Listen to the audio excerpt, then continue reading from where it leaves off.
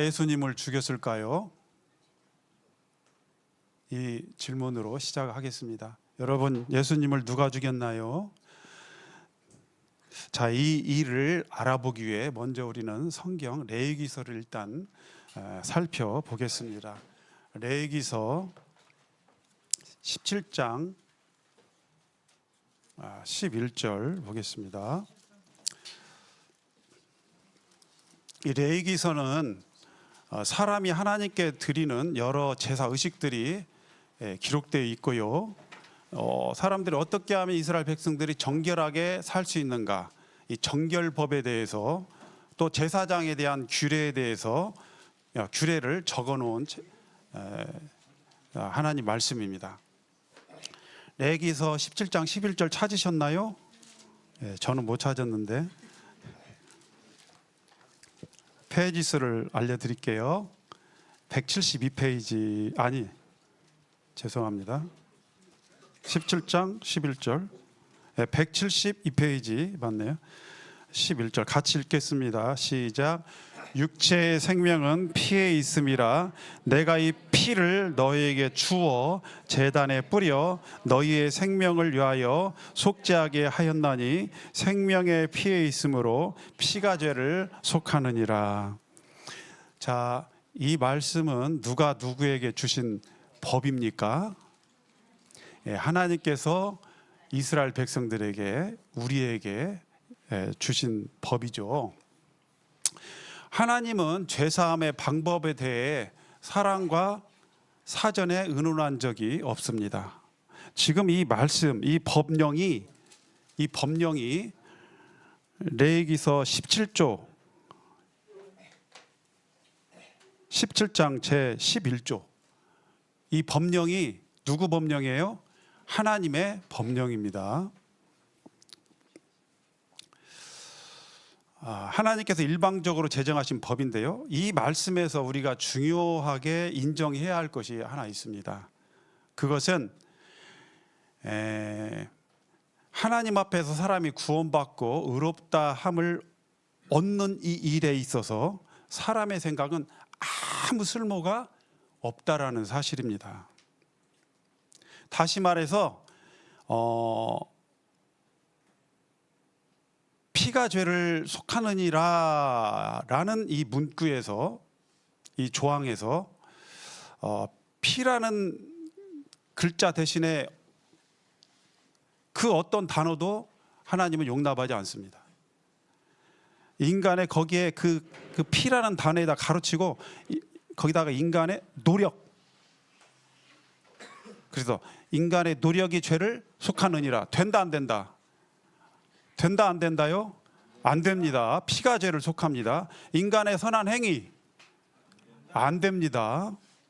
기도 안 됩니다. 종교적인 경력, 지금 여기 계신 분들 중에 1년 이상 계신 분 계십니까? 여기 VIP 분들 중에서 1년 이상 교회 나오신 분, 1년 이상 되신 분 없으셔요? 우리 최 교수님 1년 이상, 윤업수님 1년 이상 안 되셨나요? 됐죠? 안 되셨어요? 2년 이상. 예. 그렇게 많지는 않으시네요. 오래 다니면 되는 거다.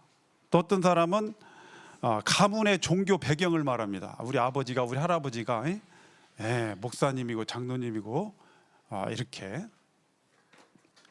종교적인 수고, 물질적인 헌신, 나는 이만큼 하나님 앞에 돈을 갖다 헌신해서 헌금했어, 이런 거.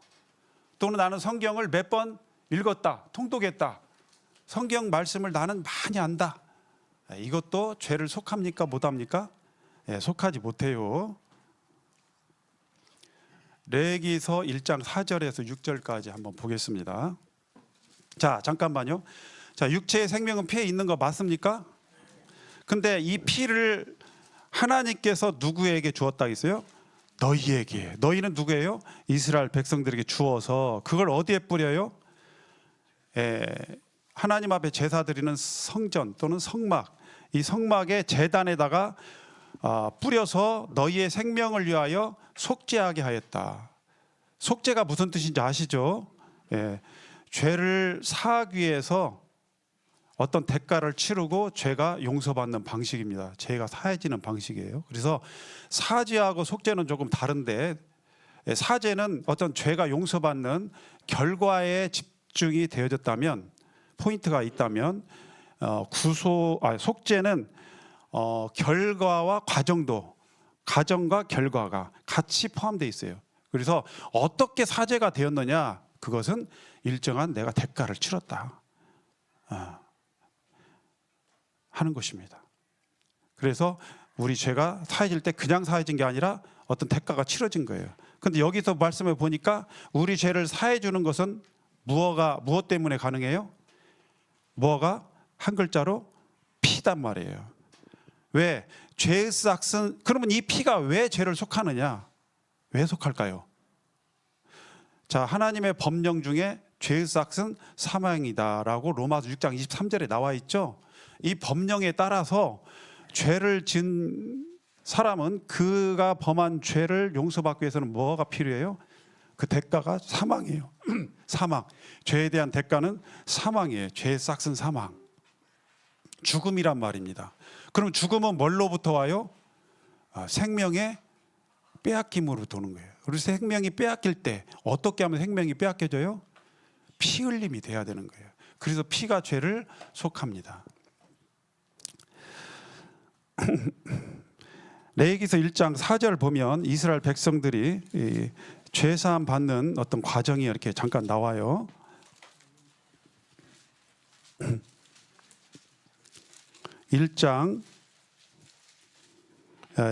구약성경 148페이지입니다.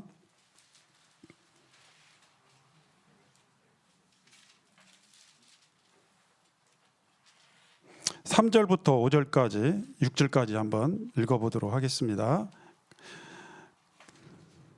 그 예물이 소의 번제면 흠없는 수컷으로 회막문에서 여호와 앞에 기쁘시게 받으시도록 드릴지니라. 그는 번제물의 머리에 안수할지니 그를 위하여 기쁘게 받으심이 되어 그를 위하여 속죄가 될 것이라. 그는 여호와 앞에서 그 수송아지를 잡을 것이요 아론의 자손 제사장들은 그 피를 가져다가 회막 문 앞 제단 사방에 뿌릴 것이며. 6절 그는 또 그 번제물에 가죽을 벗기고 각을 뜰 것이요. 자, 이렇게 되었죠. 이 번제물이란 뜻은 뭐냐면 태울 번자예요. 태워서 제사를 드리는 제물을 줄여서 뭐예요? 번제물. 그러죠? 안수는 이제 머리에다가 이렇게 손을 얹는 것. 각을 뜬다는 것은 이렇게 고기를 이렇게 뭐예요? 이렇게 자르는 거죠. 구역구역해서 덩어리로 잘라내는 것을 말합니다. 제사에 관련하여 흔히 하는 오해가 있어요. 그게 뭐냐면 제사를 드리는 사람은 제사 드릴 제물만 제사장에게 갖다 주면 나머지는 제사장이 알아서 다 한다, 제사를 드린다 라는 것입니다. 그런데 사실은 제사 드리는 일은요, 제사를 드린 사람하고 제사장이 어떻게 하는 거예요? 협업하는 겁니다. 협업해서 하는 겁니다. 제사 드리는 사람은 흠없는 수컷으로, 흠이 없는 거, 정결한 깨끗한 것, 흠없는 수컷으로 가져와서 여호와 앞에서 어떻게 해요?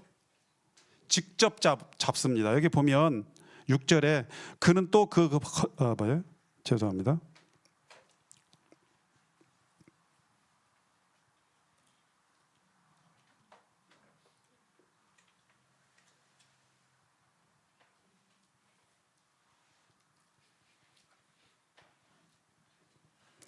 그는 또 그 번제물의 가죽을 벗기고 각을 뜰 것이며 이렇게 되어 있죠. 또 4절에 보니까 그는 번제물의 머리에 어떻게 해요? 안수해요. 여기서 그는 누구예요? 죄인입니다. 범죄한 사람. 그 사람이 직접 안수도 하고 그 사람이 또 직접 칼로 잡고 그 다음에 가죽을 또 벗겨요. 그 다음에 각을 뜹니다. 이러한 과정에서 범죄한 당사자는 짐승의 죽어가는 모습을 생생히 보는 거예요. 그의 눈동자를 직접 보고 그의 울부짖음을, 생명의 몸부림을, 그의 뜨거운 선혈이 이리저리 튀어서 그의 몸에도 튀는, 적셔지는 이러한 현장에, 사륙의 현장에서 이 한 생명의 죽음을 온몸으로 느끼게 되는 것입니다. 이 사람은 속으로 생각할 거예요. 죄 없는 이 짐승이 범죄한 나 때문에 이렇게 고통 가운데 죽어가는구나. 내 죄가 이렇게도 크고도 무겁구나. 이렇게 생각을 할 것입니다. 맞죠? 예. 누가 이 무고한 짐승을 죽였는가? 그의 손이 그를 죽였어요. 그의 범죄가 그 짐승을 죽였습니다. 그렇다면 이제 우리 예수님은 누가 죽였을까요? 자, 이사야서 53장을 열어서 보겠습니다.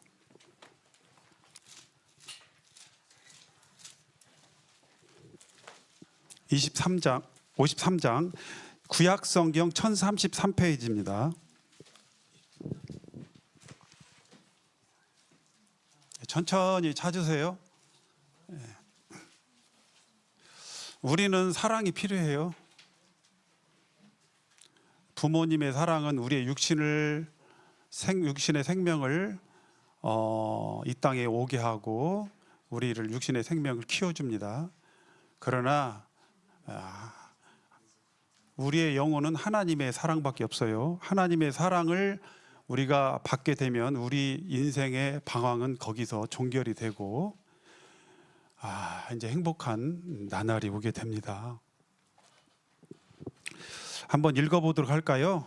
그는 실로, 같이 시작. 그는 실로 우리의 질고를 지고 우리의 슬픔을 당하였거늘 우리는 생각하기를 그는 징벌을 받아 하나님께 맞으며 고난을 당한다 하였노라.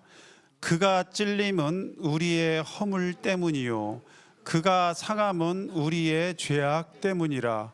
그가 징계를 받음으로 우리가 평화를 누리고 그가 채찍에 맞음으로 우리는 나음을 받았도다.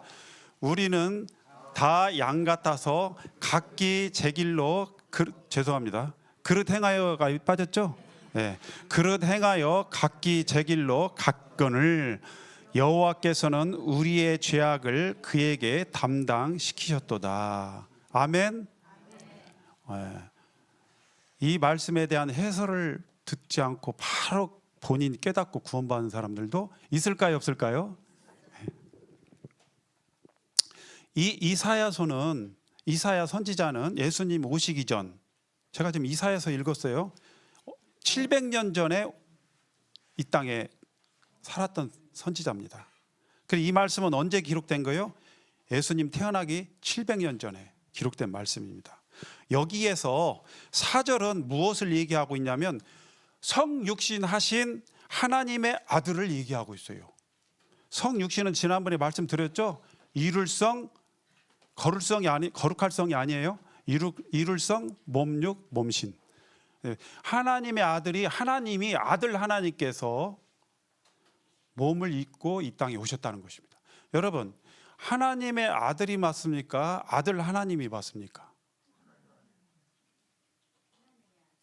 아들 하나님 다 맞아요. 근데 조금 더 정확하게 표현하면 아들 하나님, 삼위일체 그 중에 한 분이신 그 아들 하나님께서 전혀 다른 하나님들과 다를 바가 없는 완전한 하나님이에요. 한 분이셔요. 새 하나님이. 그 중에 한 위에 계신 이 아들 하나님께서 인간을 구원하려고 하는 그런 계획이 없었다면 그분은 아들 하나님이라는 호칭이 필요가 없어요. 사실은 그냥 하나님이야. 세 분 하나님. 이해 가신가요? 그런데 아버지 하나님이 이 인간을 사랑하셔서 아들 하나님이 성령 하나님이 인간을 사랑하셔서 자, 우리가 우리의 모양대로 사람을 만들자라고 회의를 해서 계획한 것처럼, 자, 우리가 이 인간 타락한 인생들을, 멸망에 떨어질 인생들을 너무 참아두고 볼 수 없으니 어떻게 하면 좋겠느냐, 우리가 구원 계획을 짜자 해가지고 했는데, 그러면 저 세상에 누가 갈고? 아버지 하나님이 계획을 짰는데 그 한 하나님께서 내가 아들로서, 하나님의 아들로 순종해서 내가 저 땅에 내려가겠습니다. 그분이 누구예요? 아들 하나님이신 거예요. 이해 가신가요? 그러니까 하나님 아버지께서 아들 하나님을 보내셨는데, 아들 하나님께서 어떻게 보면 하나님의 아들로 오셨어요. 정확한 표현이. 삼일체 중 한 분이신 아들 하나님께서 어떻게 해요? 하나님의 아들로 자기를 복종시켰어요. 아들 하나님이란 뜻하고 또 하나님의 아들이라는 뜻이 같은 말인데, 사실은 같은 말인데 조금 좀 뉘앙스가 있어요. 자, 이렇게 성육신 하신 예수님이고 5절은 죽임당하신 예수님을 말합니다. 그가 찔림은 우리의 허물을 인하며, 이렇게 하면서, 자, 성육신 하나님은 우리의 무엇을 지셨다고 그랬어요? 여기 보면 그는 실로 우리의, 책을 보세요. 무엇을 지고? 질고. 질고는 병질, 곧 괴로울고, 그래서 병고생을 말하는 거예요. 이 질고를 졌다는 말은 예수님이 뭐 태어날 때부터 병약, 뭐 무슨 특별한 병이 걸려가지고 뭐 이렇게 태어나셨다 이런 뜻보다도 인간의 육체의 병약함과 그 육체의 그에 따른 고통을 똑같이 느낀다는 뜻입니다. 여기 또 우리의 슬픔을 당하셨다 그랬죠? 이 슬픔을 당하였다는 것은 우리의 인생의 고뇌와 죄로 인한 이 고통, 정신적인 이 고통, 이것까지도 담당하셨다는 뜻입니다. 어떤 이가 생각하는 것처럼 하나님의 아들은 육체로 오신 게 아니라 영으로 이 땅에 잠깐 머물렀다 간 분이다라고 생각하는 사람들도 있어요. 그래서 하나님, 이 아들 하나님, 이 예수님을 어떤 사람은 뭐 안개나 뭐 아지랑이 같이 흔들거리는 그러한 어떤 보일랑말랑하는, 보이는 것 같기도 하고 안 보이는 것 같기도 하는 그런 어떤 홀령 같은 존재로 생각하는 사람들도 있어요. 그런데 예수님의 제자인 사도 요한은 말합니다.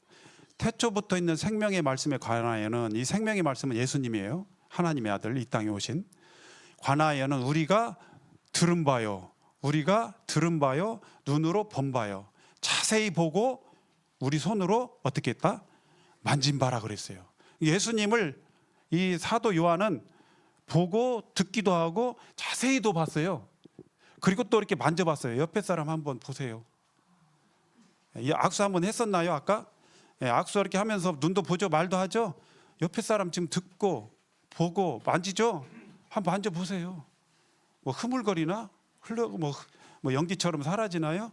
이렇게 예수님이 여러분 주위에 있는 사람과 같이 있었단 말이에요. 그렇게 생각하지 않으면 예수님은 먼 어떤 신비로운 존재로 보여요. 하나님은. 근데 하나님은요 진짜 우리와 같은 사람이에요. 여러분의 형제가 형, 동생, 누나, 언니, 오빠 그런 존재예요. 어떻게 보면.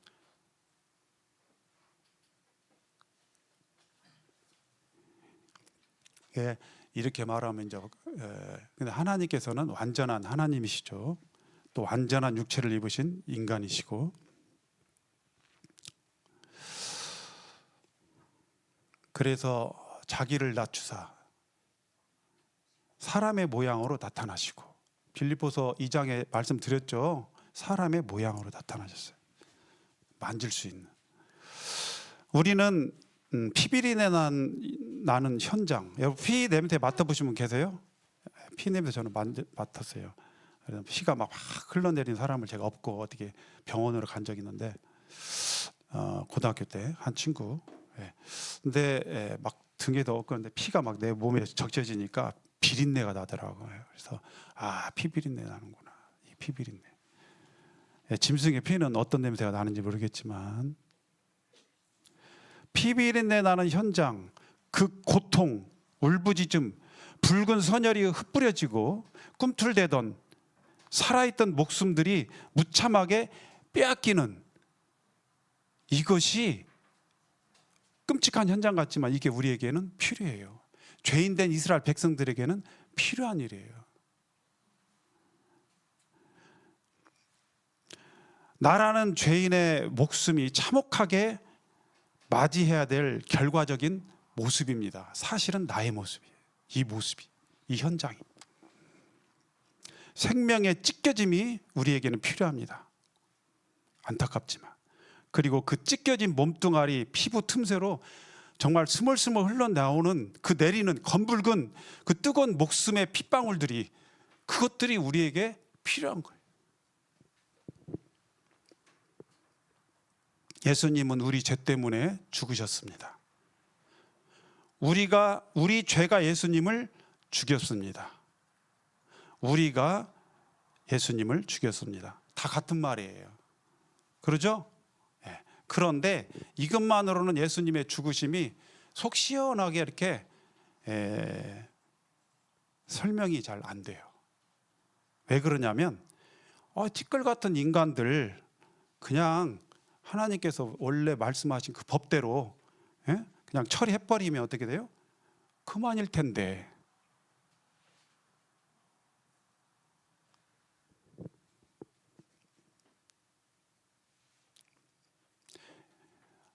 이에 저는 요한일서 말씀, 하나님은 사랑이시라는 이 말씀을 제껴놓고는 그 해답을 찾을 길이 없다는 이런 결론에 도달하게 됐습니다.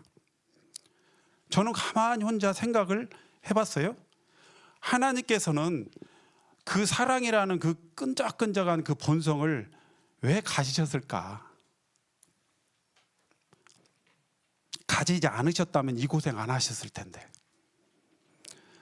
어쩌다 하필 하나님은 그분의 가슴 깊은 곳에 사랑이라는 이 커다랗고 그의 대표적인 이 속성을 소유해가지고 아무렇지도 않을 하찮은 인간들을 숙명처럼 자신의 일로 가슴에 담아놨을까 하는 것입니다.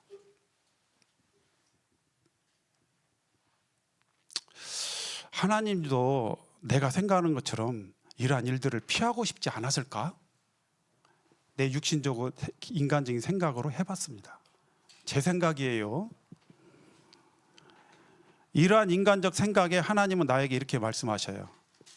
요한복음 3장 16절.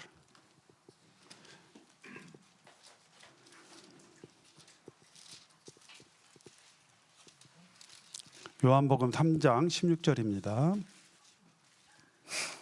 같이 한번 차분하게 천천히 읽어보도록 할게요. 신약성경 146페이지입니다. 찾으셨나요? 찾으셨어요? 그럼 한번 같이 읽어볼까요? 자, 차분하게 시작. 하나님이 세상을 이처럼 사랑하사 독생자를 주셨으니 이는 저를 믿는 자마다 멸망치 않고 영생을 얻게 하려 하심이라. 저를 믿는 자마다, 예수님을 믿는 자마다 멸망한다고 했어요? 네, 영생을 얻게 하려 하십니다. 그 독생자 예수님께서 하나밖에 없는 이 하나님의 아들, 이분이 이 땅에 내려오신 이유는 뭐예요? 우리를 멸하러 살리러 오셨습니다. 그러면 이렇게 예수님이 이 땅에 오신 그게 뭐냐? 그 힘이 안 와도 될 수 있을 텐데 제가 거기서 깨달았습니다. 하나님의 사랑이 멸망할 이 죄인에게, 나에게 독생자를 보내셨구나. 무엇이 보냈다고요? 하나님의 사랑이. 그래서 찬송가에 보면 사랑이 구주를 죽게 했네 그랬어요. 아마 저는 그렇게 할 수가 없을 거예요. 제가 굉장히 고상한 인격을 가지고 인간들을 정말 불교의 누구처럼 이렇게 자비로운 마음으로 이렇게 막 사랑하는 그런 마음이 있다 할지라도 그렇게까지는 못할 거예요. 반대로 또 내 입장에서 생각해 봤어요. 참 나는 어쩌다 그 많고 많은 신들 가운데에서 여호와 하나님, 그 많은 엘로힘, 하나님의 단어는요 원래 히브리어로 엘로힘이에요. 엘로힘이 뭐냐면 그 신이라는 뜻이에요. 신. 뭐라고요? 그냥 신을 가려서 엘로힘이라고 그래요. 그러니까 우리가 정확하게 우리가 섬기는 하나님을 구별적으로 표현하려면 여호와 엘로힘이라고 해야 되는 거죠. 사실은 그렇죠. 그 많은 신들 가운데서 여호와라는 하나님을, 이 신을 내가 만나게 되었을까? 이 얼마나 아찔한 행복인가. 하마터면 엉뚱한 엉터리 가짜 신에게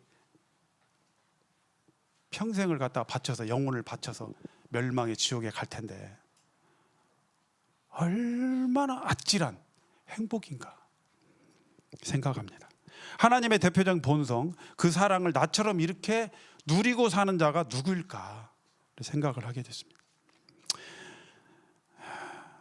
여러분, 이 세상 어떤 신이 나 같은 죄인을 사랑하사 나를 위하여, 나를 구하러 친히 이 땅에 내려와서 사람의 몸을 입고 자기 몸을 버리셨을까? 하나님이 우리를 사랑하셨습니까? 이것은 교과서적인 얘기입니다. 맞는 얘기인데. 근데요, 진짜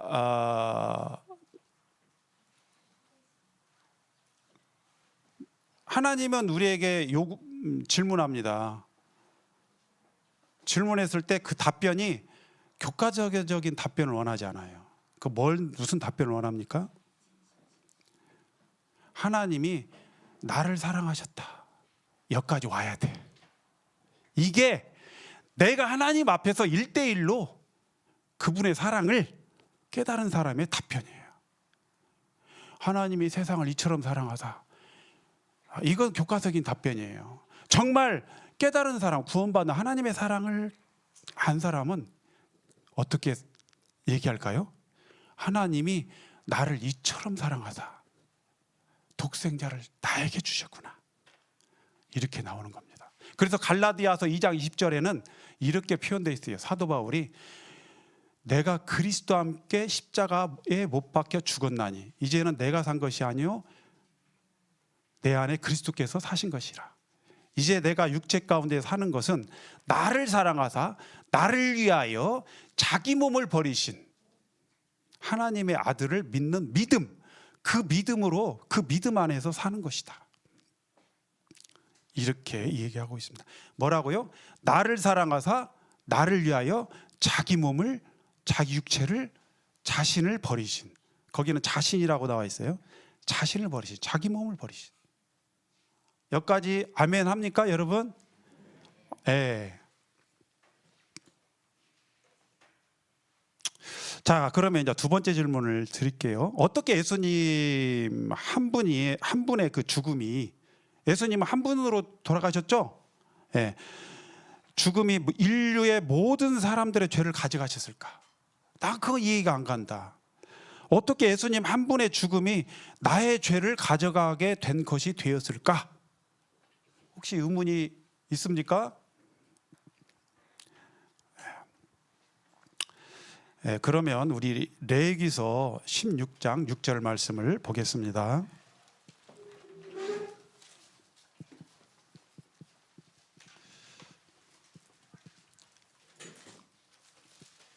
구약성경 171페이지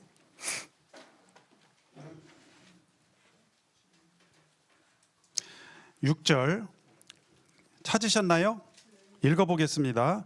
아론은 자기를 위한 속죄제의 수송아지를 들이되 자기와 집안을 위하여 속죄하고. 잠깐 여기서 아론은 누구냐면 제사장입니다. 자기와 자기 집안을 위해 속죄하고 그랬죠? 아론은 하나님의 아들 예수님이 아니고 인간 제사장이에요. 결함이 있고 문제가 있습니다. 약점이 있어요. 죄인입니다. 또 그 두 염소를 가지고 회막문 여호와 앞에 두고 두 염소를 위하여 제비 뽑되 한 제비는 여호와를 위하고 한 제비는 아사셀을 위하여 할지며. 아사셀을 하고 써놓고 밑에 보면 뭐라고 돼 있어요? 내보내는 염소 이렇게 돼 있어요. 아사셀. 영어 성경에 보면 스케이프고트 해가지고 희생양이라고 돼 있어요. 뭐라고요? 희생양. 자, 그래서 쉽게 생각해 보게요. 그냥 희생양으로 생각하시면 되겠습니다. 자, 아사셀 하면 뭐라고요? 희생양 이렇게 생각하시면 됩니다. 아론은 여호와를 위하여 제비 뽑은 염소를 그 한 마리, 두 마리 중에 한 마리죠, 속죄제로 드리고, 아사셀을 위하여 희생양을 위하여 제비 뽑은 염소는 산채로 여호와 앞에 두었다가 그것으로 속죄하고 아사셀을 위하여 광야로 보낼지니라. 21절 보겠습니다. 22절까지 보셨나요? 읽어보겠습니다. 아론은 그의 두 손으로 살아있는 염소의 머리에 안수하여 이스라엘 자손의 모든 불의와 그 범한 모든 죄를 아뢰고 그 죄를 염소의 머리에 두어 미리 정한 사람에게 맡겨 광야로 보낼지니 염소가 그들의 모든 불의를 지고 접근하기 어려운 땅에 이르거든 그는 그 염소를 광야에 놓을지니라.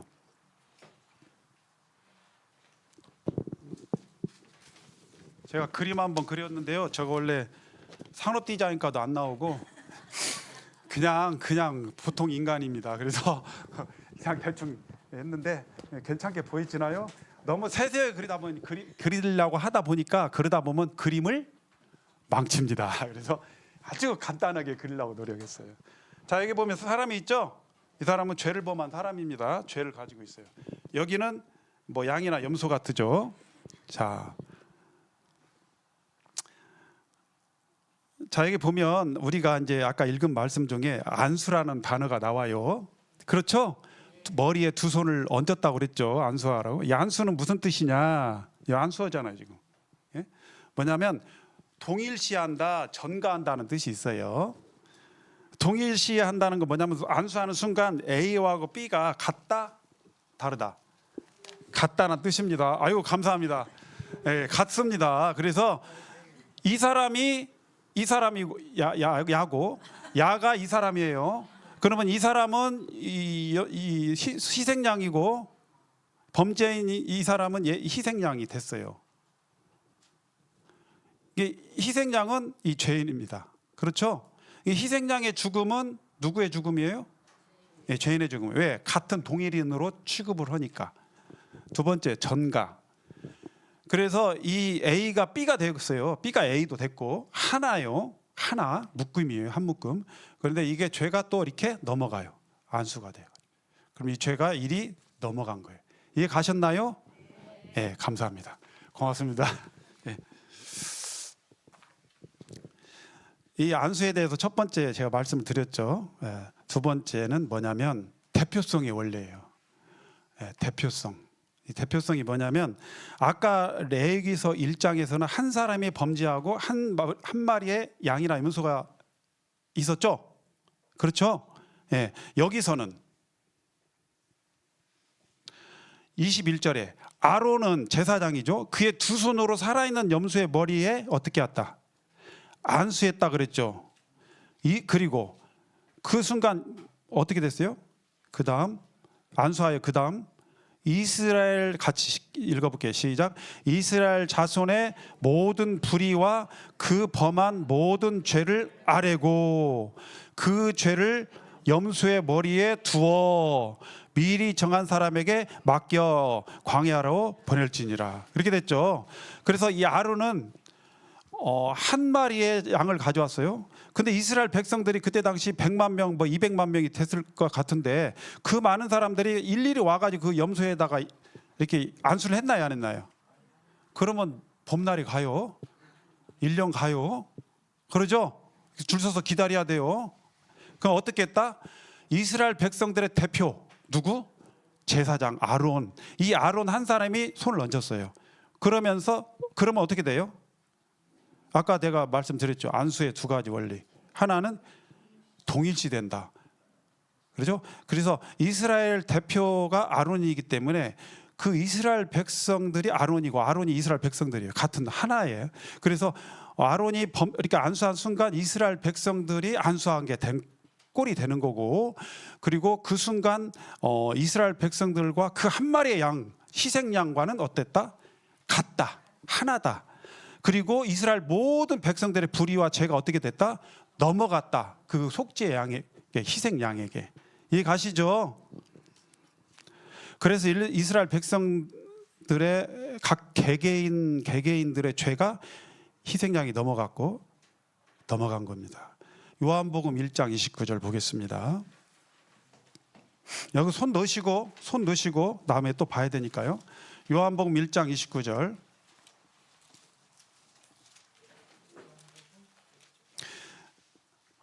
어떻게 저기 이스라엘 땅에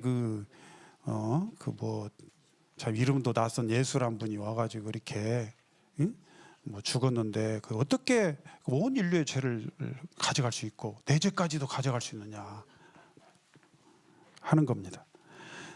1장 29절 한번 읽어보도록 하겠습니다. 시작. 이튿날 요한이 예수께서 자기에게 나오심을 보고 가로되 보라, 세상 죄를 지고 가는 하나님의 어린 양이로다. 자, 이튿날 요한이 예수님께서 자기에게 이렇게 가까이 나오는 것을 보고 말했습니다. 사람들에게 보라, 세상 죄를 지고 가는 하나님의 어린 양이로다. 그러면 이 말의 그 대상이 누구예요? 하나님의 어린 양은 누구를 말하는 거예요? 요한이에요? 예수님이에요? 예수님입니다. 예수란 이름의 뜻은 무슨 뜻이라고요? 자기 백성을 저들의 죄에서 구원할 자, 구원자다라는 뜻이죠. 그래서 여기 보면 세상 죄를 지고 왔다고 그랬죠. 아까 이스라엘 백성들의 전체 죄를 한 마리 양이 가져가잖아요. 이제 예수님께서 인류의 대표가 됐어요. 아담은 인류의 대표죠? 맞나요? 첫사람이니까 인류의 대표. 근데 이 두 번째 아담이 누구예요? 예수님이 두 번째 아담이에요. 왜? 대표성을 따지고 보면 예수님은 올 인류의 대표 주자니까, 대표자이시니까. 우리나라가 축구를 해가지고 일본하고 이기면 누가 이긴 거예요? 나는 우리나라가 이긴, 그렇죠? 축구는 누가 있는데? 그 선수들이 있잖아요. 손흥민이 골 넣으니까 누가 골 넣었어? 제가 골 넣었어요. 너무 기뻐. 대표예요. 우리나라가 골 넣은 것 같아 그냥.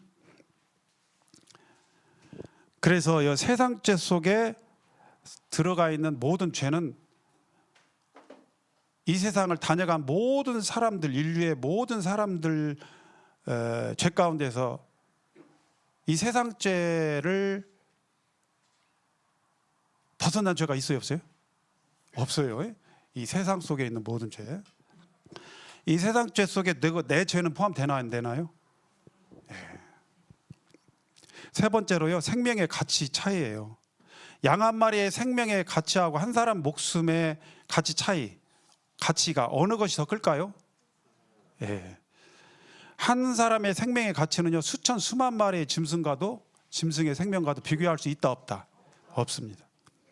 이와 같이 하나님 그분의 생명이 인간들의 생명의 가치와 비교할 수 있어요? 없어요. 하나님의 생명은 영원한 생명이에요. 그러죠? 인간은 지음받은 피조물에 불과한 거예요. 티끌이에요. 죽으면 티끌로 돌아가는 아주 하찮은. 우리가 하나님 앞에요, 겸손하셔야 돼요. 우주의 티끌과 같은 다니까. 그래서 이스라엘 백성들은 땅에다가 티끌에다가 네 입술을 댈지어다. 이게 무슨 표현이냐면 하나님 앞에 지극히 낮아진 그런 것입니다. 하나님 앞에 겸손하면 여러분 마음 평안해요. 겸손하면 하나님 말씀이 그냥 쑥쑥쑥 들어와요. 그러니까 내게 나다 하면서 이렇게 내 자신을 딱 이렇게 경계하고 있잖아요. 하나님 말씀을 우리가 들을 수가 없어요. 자, 이제 염소 한 마리의 생명도 이스라엘 백성 전체의 생명을 살릴 만큼의 가치가 있죠. 그렇다면 하나님의 아들의 생명이, 아들 하나님의 생명이 지금까지 지구에 다녀간 온 인류의 생명을 살리고도 남을 만한 가치가 있나요, 없나요? 그들의 모든 죄를 가지고 갈 만큼 그분의 피가 능력이 있을까요, 없을까요? 있어요. 염소 한 마리 피도 이스라엘 백성 전체의 죄를 가져갈 만큼의 효력이 있는데, 그렇죠? 우리는 예수님의 피의 효력을 믿는 겁니다.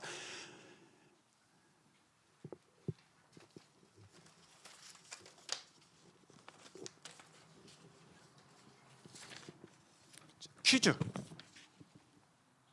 가로 속에, 동그라미 속에 답 한번 맞춰보세요. 피가 뭐다고요? 손 한번 맞춰보세요. 예, 죄 여기 티켓 하나 주셔요. 피가 죄를 속한다 그러면 아까 피. 왜 육체의 생명은 피에 있으니까. 예, 감사합니다. 자, 우리 레위기서 아까 그 말씀 다시 넘어가 보게요. 17장.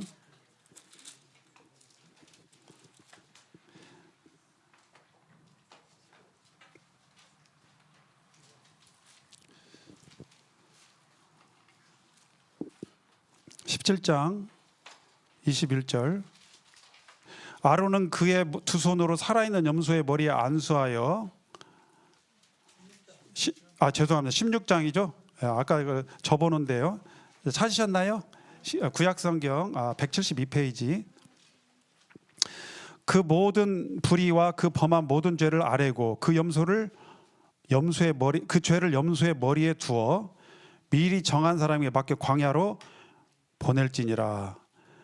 염소가 그들의 모든 불의를 지고 접근하기 어려운 땅에 이르거든 그는 그 염소를 광야에 놓을지니라. 그 다음 보니까 어떻게 됐다 저랬다 잊었다 말이 나와요, 안 나와요? 없습니다. 이 염소는 어떻게 됐을까요? 말이 안 나와요. 그러죠? 예. 어떻게 됐을까요? 이 아사셀 염소를 희생양으로 한다고 그랬죠. 이 희생양이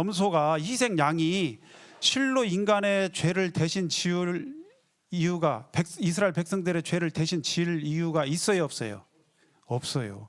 아무리 말 못할 짐승이라도 그렇게 함부로 우리의 슬픔을 당할 의무가 없어요.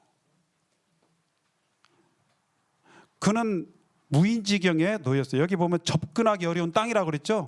옛날 성경 보면 무인지경, 사람이 없을무 사람인, 사람이 없는 지경, 사람의 도움이 접근이 어려운 그러한 지경에라고 되어 있습니다. 이 접근하기 어려운 땅에 이르거든 어때요? 그 염소를 광야에 놓을지니라. 그도 사랑하는 어미 염소가 있었겠죠.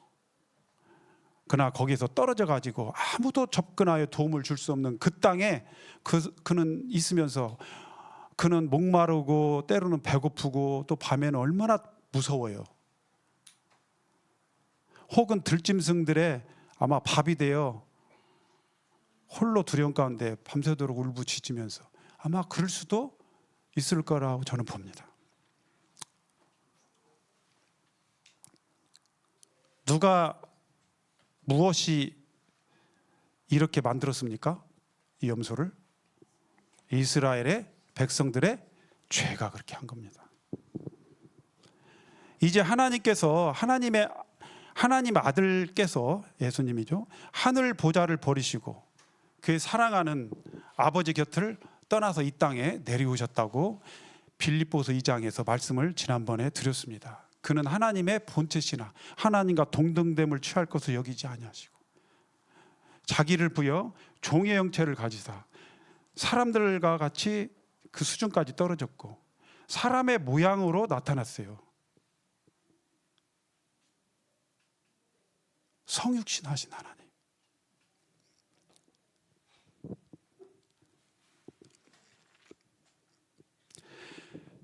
사랑하는 아버지 곁을 떠나서 이 땅에 내려오신 예수님을 한번 생각해 봅시다. 이젠 갈보리 십자가로 돌아가 볼게요. 갈보리 십자가에 예수님이 달리셨죠? 6시간 동안 달렸죠. 하늘 하나님의 보좌와 갈보리 언덕까지의 거리는 하나님이 접근할 수 없는 거리예요. 십자가에서 6시간 못 박혀 피를 뚝뚝 흘리면서 고통하시는 그 목마르다고 하는 그 가뭄의 갈증과 그 고통 속에서 죽어간 그 예수님, 그 자리에서 하나님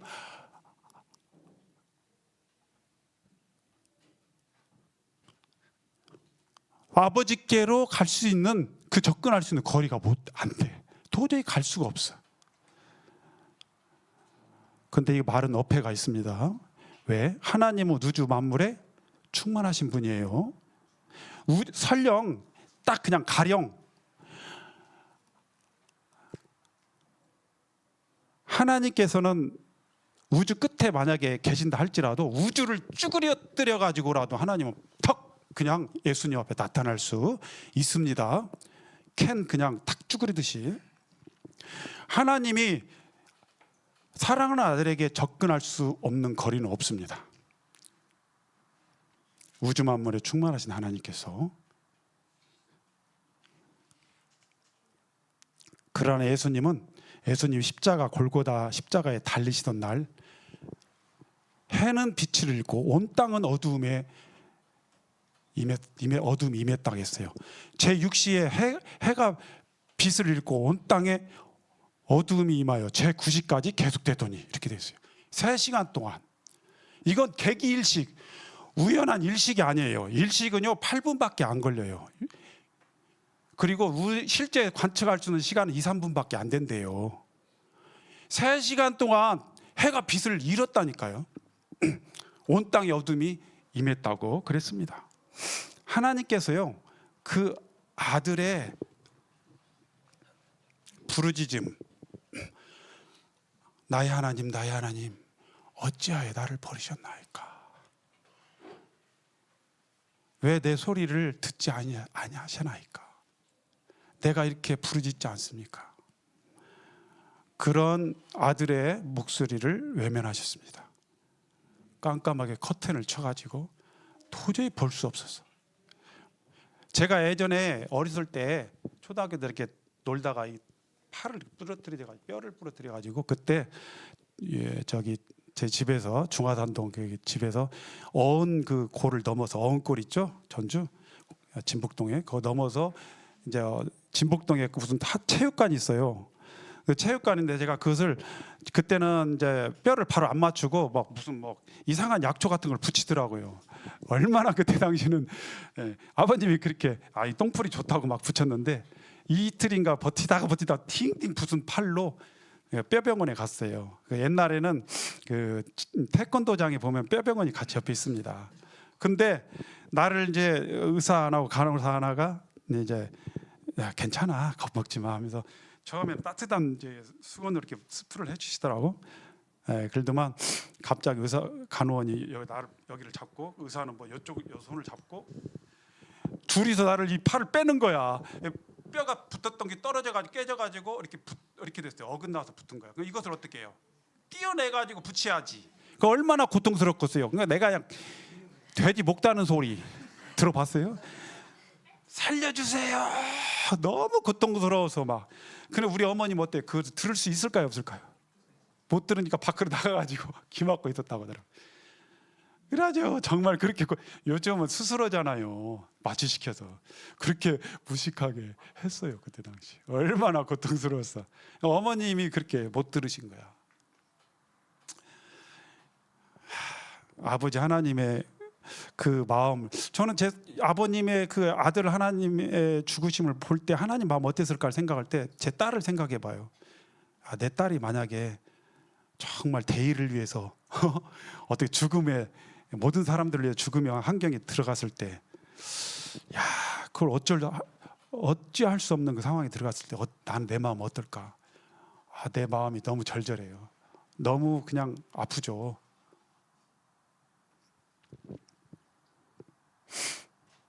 나의 죄는 하나님과 나 사이를 갈라놓았고요. 그러죠? 나와 하나님 사이를 갈라놓았어요. 나의 죄가. 그다음에 하나님의 사랑은 하나님 아버지와 아들 예수님 사이를 갈라놓았습니다. 아들 하나님께서 십자가의 고통을 받으실 때요, 아버지 하나님도 함께 고통을 받았어요. 성령 하나님도 함께 고통을 받았겠죠. 죄인인 나를 향한 하나님의 사랑에 그 아들이 죽어가는 순간에 아무것도 하지 못하게 했습니다. 전능하신 하나님께서 이때만큼 무기력한 적은 없습니다. 시간이 다 되는데 한 절만 보고 마치도록 하겠습니다. 요한복음 19장 30절.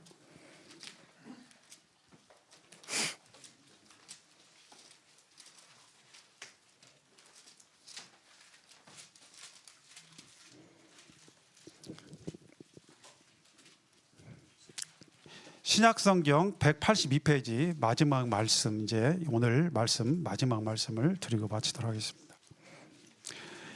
같이 한번 읽어볼까요? 시작. 예수께서 신포도주를 받으신 후에 이르시되 다 이루었다 하시고 머리를 숙이니 영혼이 떠나 가시니라. 자, 머리를 숙이니 영혼이 떠나 가셨다. 예수님은 확실하게 죽으셨어요? 맞습니까? 예. 그러면서 죽으면서 어떻게 뭐라고 말씀하셨어요? 다 이루었다. 이 다 이루었다는 뜻은 테틀라스타이, 예, 헬라어로. 이 말은 뭐냐면 상거래, 물건 왔다 갔다 상거래하면서 그 물품 대금을 지불할 때 쓰는 거예요. 다 지불하고 나서 테틀라스타이 하는 거예요. 이게 무슨 뜻이에요? 나 다 갚았어, 막 이런 뜻입니다. 다 갚았다. 빛의 물품 대금을 줘야 될 그 의무를 다 마쳤기 때문에 그 의무에서 나는 벗어났어, 이 말이에요. 이건 이거와 똑같습니다. 내가 다 청소했어, 설거지했어, 이 말과 똑같아요. 여러분, 제가 이제 집에서 딱 오니까 집에 막 싱크대에 설거지가 한음이에요. 내 사랑하는 아내는 아직 오지 않았어요. 퇴근 안 했어요. 내가 아이고 이렇게 많네. 아이고 너무 힘들 텐데, 집에 오면 피곤할 텐데 내가 해줘야지. 설거지를 많이 다 했어요. 그래가지고 탁탁탁탁 이제 그 폭에서 이제 그릇을 딱 정리해놨어요. 그러면 내 아내가 와가지고 설거지 다 된 싱크대를 보고 있는데, 누가 설거지했지? 아이 왜 그래? 그래서 안 돼. 그래서 그 그릇들을 다시 다 깨끗하게 설거지한 것을 갖다 싱크대에 부숴놓고 어때요? 다시 설거지 하나요? 그러지 않잖아요. 하나님께서 우리의 죄를 어떻게 했다고요? 다 가져가셨어요. 다 설거지 해버렸어요. 그럼 우리는 더 이상 설거지할 죄가 있다 없다? 있다 없다? 없으면 하나님과 우리 사이를 가로막고 있는 죄가 사라졌다 안 사라졌다? 사라졌으면 우리가 하나님 앞에 갈 수 있다 없다? 있다 없다? 있다. 근데 길을 딱 다리를 놓은 거예요. 이제 갈 수 있게 된 거예요. 아멘. 하나님 감사합니다. 얼마나 감사합니까? 제가 찬송 한 장 하고 제가 마치겠습니다. 제가 특성 한번 할게요. 아니 저 자신 노래를 저기보다도 이 노래가 가사가 좋아서 생각해 보시고 집에 가서도 이렇게 그 유튜브로 하나님의 사랑, 주님의 눈물이란 단어를 딱 찍어 보세요. 예, 그러면 거기 나와요. 그러니까 한번 제가 불러볼게요. 불러보고 마치겠습니다. 그리고 길 갈 때 이렇게 하면서 보면서 이게 하나님의 사랑, 주님의 눈물을 이 찬송을 계속 부르면 하나님의 사랑이 여러분 마음에 절절하게 느껴질 겁니다. 가사 하나를 보면서 한번 깨달아 보시고 이렇게 정말 아멘이면 아멘 해보세요. 마음속으로. 아시겠죠? 네. 물 한 모금 먹고 해야지.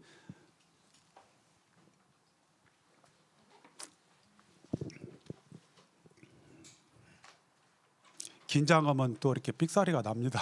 이해해 주세요. 하나님의 사랑, 주님의 눈물, 온 세상 임하여 잃어버린 영혼 찾아오신 주님, 지금도 우리를 사랑해. 2000년 전 하늘 보자 버리고 이 땅에 오신 주 하나님 어린 양 되사 생명 주며 이를 증거하라 하시네. 나는 믿네 거저받은 귀한 사랑 그누가 대신하리요. 나의 생명 다할 때까지 그 사랑을 전하리라. 한 번 더요. 하나님의 사랑 주님의 눈물 온 세상 임하여 잃어버린 나를 찾아 오신 주님 지금도 나를 사랑해. 2000년 전 하늘 보자 버리고 이 땅에 오신 주 하나님 어린 양 되사 생명 주며 이를 증거하라 하시네. 나는 믿네 거저받은 귀한 사랑 그누가 대신하리요. 나의 생명 다할 때까지 그 사랑을 전하리라. 나는 믿네 거저받은 귀한 사랑 그누가 대신하리요. 나의 생명 다할 때까지 그 사랑을 전하리라. 잠시 기도하겠습니다. 예.